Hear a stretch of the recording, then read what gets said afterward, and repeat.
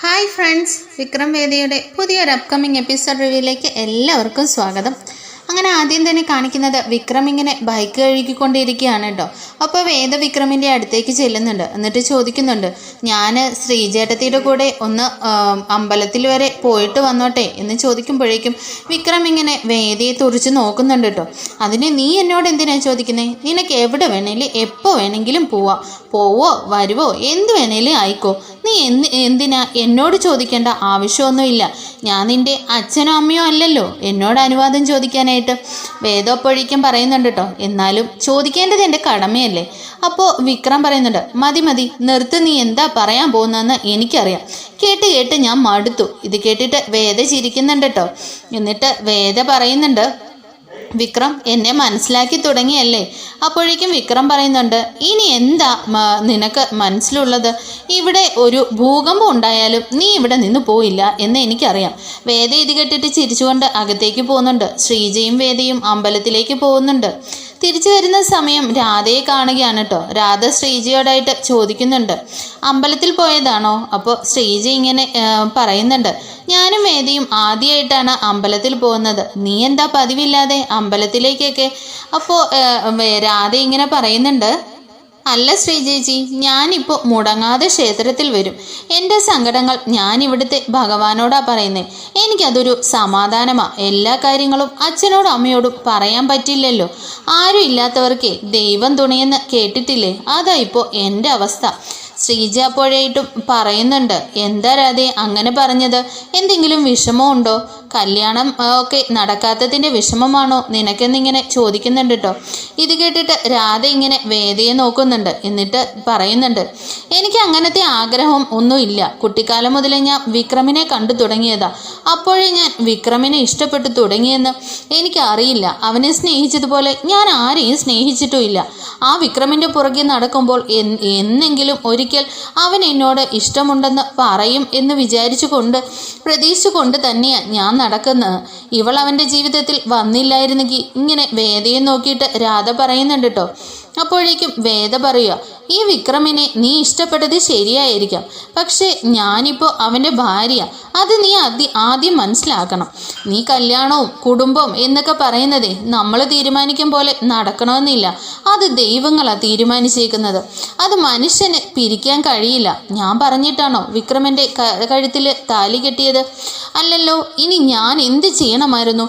ഈ താലിയുമായിട്ട് അതോ എൻ്റെ വീട്ടിൽ നിൽക്കണമായിരുന്നു? അപ്പോൾ രാധ പറയുന്നുണ്ട്, അതെ, നീ ആ താലി പൊട്ടിച്ച് കളയണമായിരുന്നു.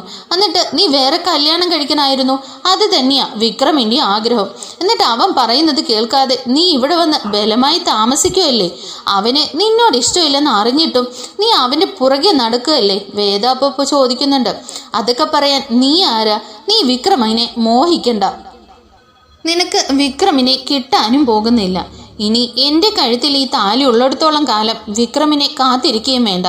അപ്പോൾ രാധ പറയുന്നുണ്ട്, ശ്രീജേട്ടത്തിയോടായിട്ട് കേൾക്കാൻ വേണ്ടി ഞാൻ പറയുന്നതാ. വിക്രമിനെ എനിക്ക് നഷ്ടപ്പെട്ടാൽ പിന്നെ ഞാൻ ഇവളെ കൊല്ലാനും മടിക്കില്ല. സത്യമാണ് ഞാൻ പറയുന്നത്. എൻ്റെ വിക്രമിനെ തട്ടിയെടുത്തത് ഇവളാ. വിടില്ല ഞാൻ ഇവളെ. എൻ്റെ ജീവിതം നശിപ്പിച്ചിട്ട് ഇവളങ്ങനെ സുഖിച്ച് ജീവിക്കണ്ട. വിക്രമിനെ ഇവളെ ഒട്ടും ഇഷ്ടമല്ല. ഇവളെ കാണുന്നത് പോലും ഇഷ്ടമല്ല. വിക്രം എൻ്റെയാ, എൻ്റെ മാത്രം. വിക്രം എന്നോട് പറഞ്ഞത് നിന്നെ ഇഷ്ടമാണെന്നാ. വിക്രമിൻ്റെ മനസ്സിൽ ഞാൻ മാത്രമേ ഉള്ളൂ. നിനക്കവിടെ ഒരു സ്ഥാനവും ഇല്ല. അവൻ കെട്ടിയ താലിയാണെന്ന് പറയാൻ മാത്രമേ നിനക്ക് പറ്റൂ. പക്ഷെ അവൻ്റെ നാവ് കൊണ്ട് നിന്നെ ഒരിക്കലും അവൻ അംഗീകരിക്കുകയില്ല. അംഗീകരിക്കാനോ സ്നേഹിക്കാനോ പോകുന്നില്ല. അല്ലെങ്കിൽ നീ അവനോട് തന്നെ ചോദിക്ക്.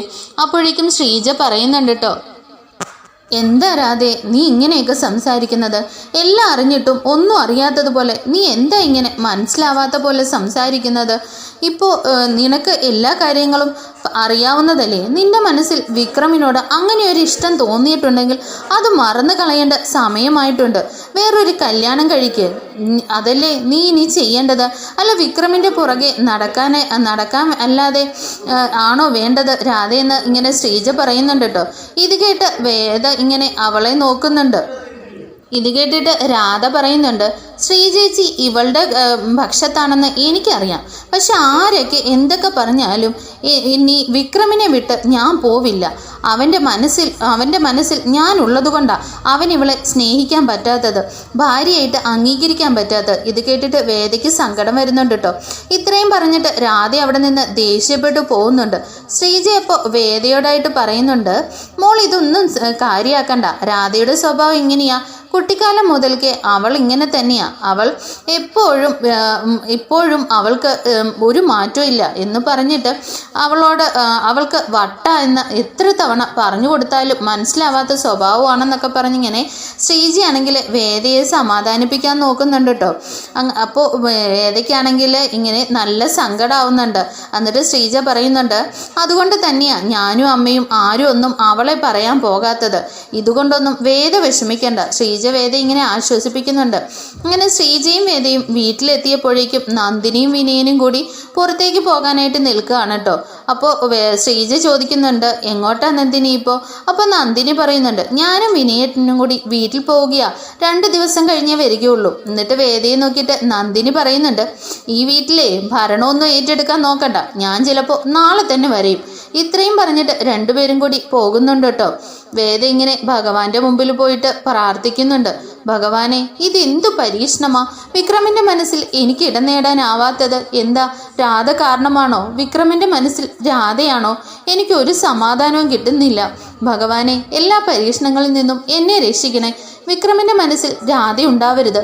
അവർ തമ്മിൽ അങ്ങനെ ഒരു ഇഷ്ടം ഉണ്ടാവില്ലേ? ഇതിങ്ങനെ പ്രാർത്ഥിക്കുന്നത് ശ്രീജ കേൾക്കുന്നുണ്ട് കേട്ടോ. ശ്രീജ നേരെ പോകുന്നത് വിക്രമിന്റെ അടുത്തേക്കാണ്. അപ്പോൾ വിക്രം ഇങ്ങനെ റൂമിൽ കിടക്കുകയാണ്. ശ്രീജയെ കണ്ടതും വിക്രം ഇങ്ങനെ ചാടി എഴുന്നേൽക്കുന്നുണ്ട് കേട്ടോ. എന്താ ഏട്ടത്തി, എന്തോ പറയാനുണ്ടല്ലോ എന്ന് പറയുമ്പോഴേക്കും ശ്രീജ പറയുന്നുണ്ട്, അതേ വിക്രം, ഞാനൊരു കാര്യം പറയാൻ വേണ്ടി വന്നതാ. എന്താ ഏട്ടത്തി എന്ന് ചോദിക്കുമ്പോഴേക്കും പറയുകയാണ്, ഞാനും വേദയും കൂടി അമ്പലത്തിൽ പോയ വഴിക്ക് തിരിച്ചു വരുമ്പോൾ രാധയെ കണ്ടിരുന്നു. രാധ അപ്പോൾ ഒരു കാര്യം പറഞ്ഞു. അപ്പോൾ ചോദിക്കുന്നുണ്ട്, അപ്പോൾ വിക്രം ഇങ്ങനെ ചോദിക്കുന്നുണ്ട്, എന്താ ശ്രീജേച്ചി, എന്താ ഏട്ടത്തി പറഞ്ഞതെന്നിങ്ങനെ ചോദിക്കുമ്പോഴേക്കും ശ്രീജ പറയുകയാണ്, അതേ വിക്രമിനെ കുറിച്ചുള്ള കാര്യമാണ്.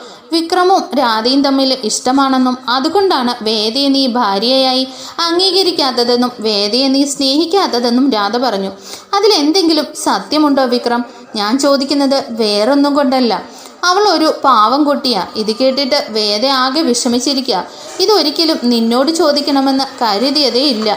പക്ഷേ രാധ ഇങ്ങനെയൊക്കെ പറഞ്ഞപ്പോൾ അതിലെന്തെങ്കിലും സത്യമുണ്ടോ എന്ന് എനിക്കെന്ന് അറിയണമെന്ന് തോന്നി. അതുകൊണ്ട് മാത്രമാണ് ചോദിച്ചത്. നിനക്കെന്നോട് ദേഷ്യമൊന്നും തോന്നില്ല വിക്രം? ഇത് കേട്ടിട്ട് വിക്രം പറയുന്നുണ്ട്, അവൾക്ക് വട്ട, അതിലൊന്നും ഒരു സത്യവുമില്ല എന്നിങ്ങനെ പറഞ്ഞിട്ട് വിക്രം ഇങ്ങനെ പോകുന്നുണ്ട് കേട്ടോ. വിക്രം ഇങ്ങനെ പെട്ടെന്നൊരു ഷർട്ടും എടുത്തിട്ട് നേരെ പോകുന്നത് വേദയുടെ അടുത്തേക്കാണ്. അങ്ങനെ വേദ ഇങ്ങനെ വിഷമിച്ചിരിക്കുന്ന വേദയുടെ കൈയും പിടിച്ചിട്ട് പെട്ടെന്ന് നീ എൻ്റെ കൂടെ വാ എന്ന് പറഞ്ഞിട്ട് പോവുകയാണ് കേട്ടോ.